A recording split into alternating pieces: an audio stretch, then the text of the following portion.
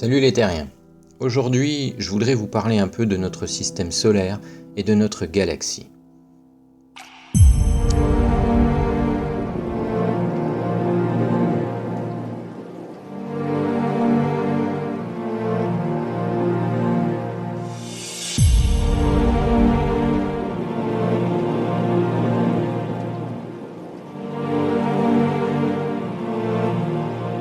Pourquoi ? Parce que j'ai l'impression que beaucoup d'entre nous n'arrivent pas bien à imaginer comment est conçu notre système et où nous sommes dans notre galaxie. Je ne m'étendrai pas sur l'univers et la multitude de galaxies qui existent, ce sera peut-être dans une autre vidéo. Pour aujourd'hui, concentrons-nous sur notre galaxie, la Voie lactée, et notre système solaire à l'intérieur de celle-ci.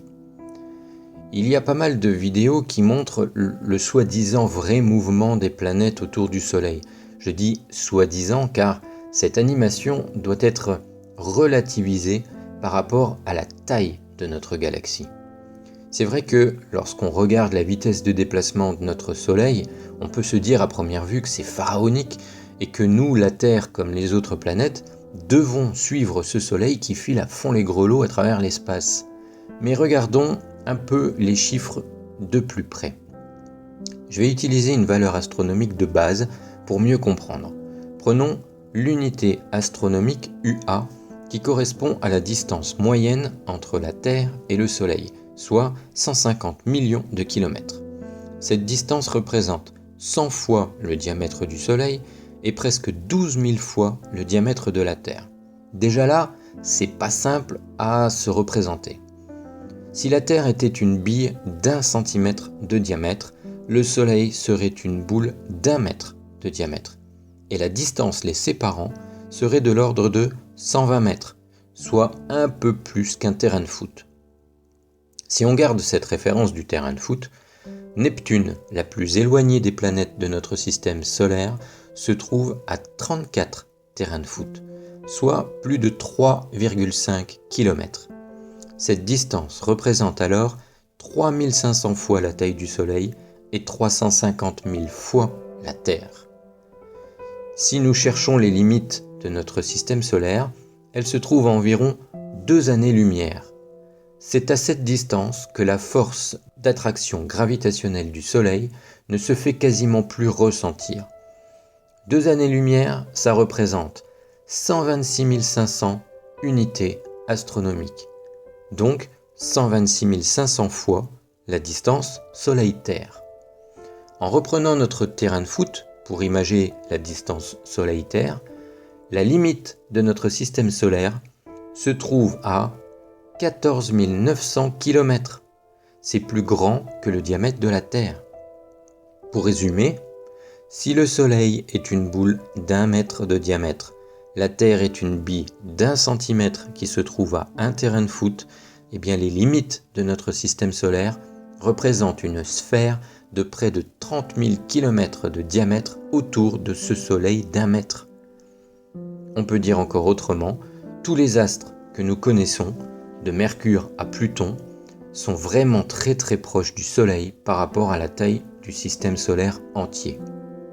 Alors, c'est vrai que le Soleil se déplace à 220 km par seconde dans l'espace, soit 792 000 km/h.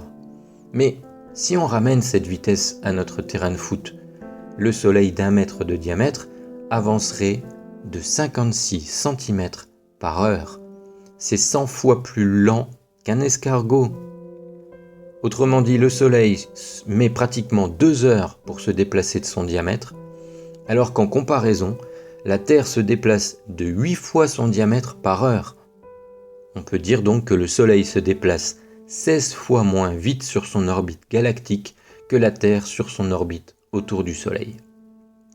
C'est donc très lent par rapport à sa taille et à la distance qui le sépare du centre de notre galaxie.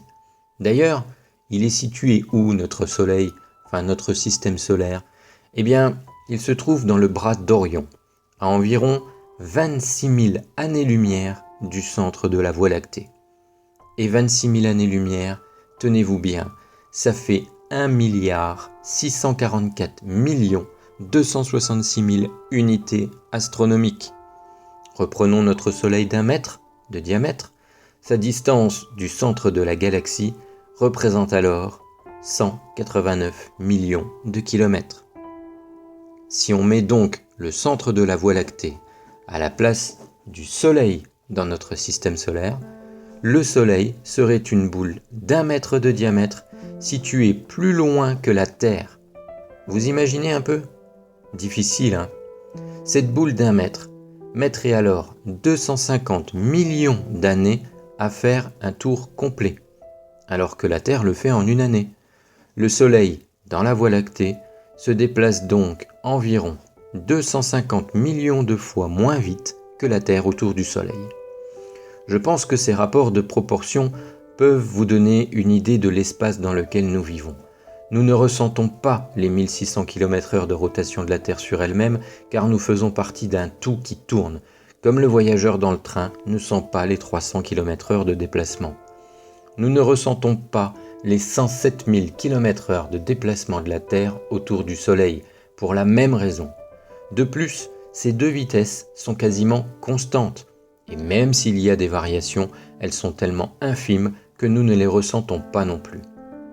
De la même manière, le Soleil et tout notre système solaire tournent autour du centre de la Voie lactée, notre galaxie, mais nous ne pouvons pas non plus le ressentir, car l'ensemble de notre système solaire peut être considéré comme un véhicule qui se déplacerait sur une route circulaire à vitesse constante.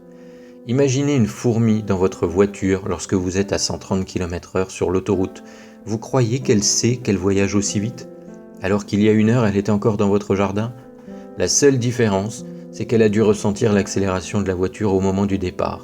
Mais sinon, elle est comme nous, dans un référentiel qui bouge, mais qui est bien trop grand pour s'en apercevoir.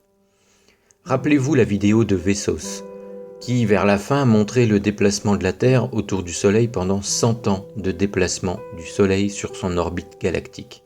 Eh bien, cette portion de 100 ans représente un 10 millième de degré de l'orbite du Soleil.